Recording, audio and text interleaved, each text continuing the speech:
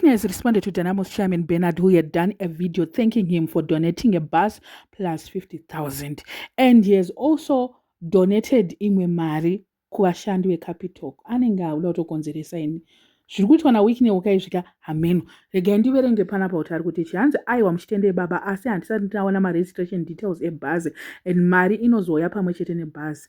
Mukomana wekufona kuradio station ane kodzero yekupiwa akwa yake ne$10,000 musi umwe chete iwo watichaita handover. Ndichiri panyaya kuradio station vana vaye 30 after consultations with my wife and the 27,000 being returned to my lawyer, I have decided to offer them a loan of $2,000 each. The loan will be interest free and payable over 10 years with a grace period of 5 years. This means they will only start paying me back in 2031 and their monthly installment will be $33 for 10 years till 2036. This is a very small transaction, so no security is required, no loan agreement will be signed. If any of them are interested, they can advise Patisani and I'll mobilize the funds and hand it over to them outside working hours and work premises. I thank you.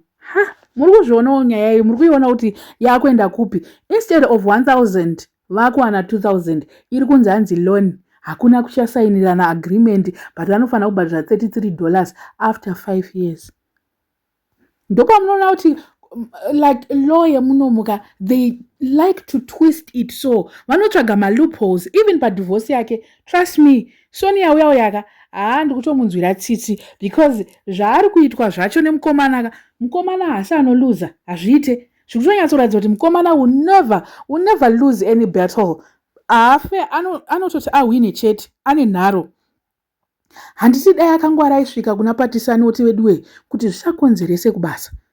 Muchaita sepa bosi apa zvinenge zvakuda kuzikamwa kuti saka ndanani vazoenda vazoita sei pachashandika pabasa apa neyo 2,000 iyi.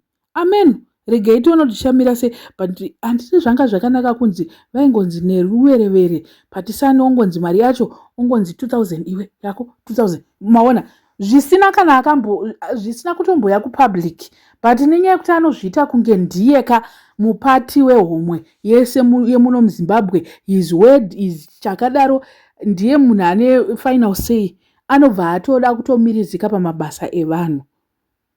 Kuda kungokonzeresa kumakambani evanhu kuti vanhu vavengane kustation. Kuda kungokonzeresa working environment, it's something that needs basa nebasa pane ma-policies, pane zvinhu zvepo. How come you want to override and make ma-workers kuti aitarisire boss wavo like munhu ari anga achida kuvadzvinyirira, of which it was just about company policies. And vatotengwa, what is that? Kuredio kwatotengwa vanhu 30 takatarisa. Ndepapi pacho pavachaenda kuredio against Wicknell? Ndepapi pavachataura anything that is zvatova biased? Capitalk inenge yatova biased. Allegedly, let me just say everything I'm saying is all alleged. But anyway, chokwadi munochiziya, makangwara muvanhu vepanapa makangwara. 1 + 1 is equals to 2. There is no way radio station here paichazomira ichiti ZANU-PF zvairi kuita vanhu hazviite. Maona manje. Now they have to be tactical in everything they are doing. They have to make sure that they abide by ZANU-PF.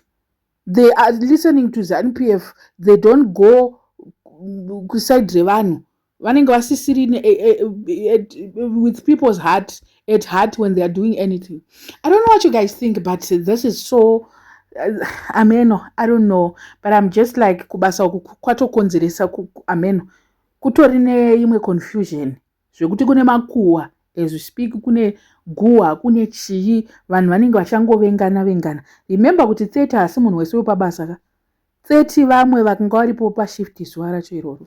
So which means kuti vamwe havasi kuwana ipapa. I don't know what you guys think. Let me know in the comment section what are your thoughts. Panyaya iyi, vasara subscriber, please make sure that you're subscribed and see you next.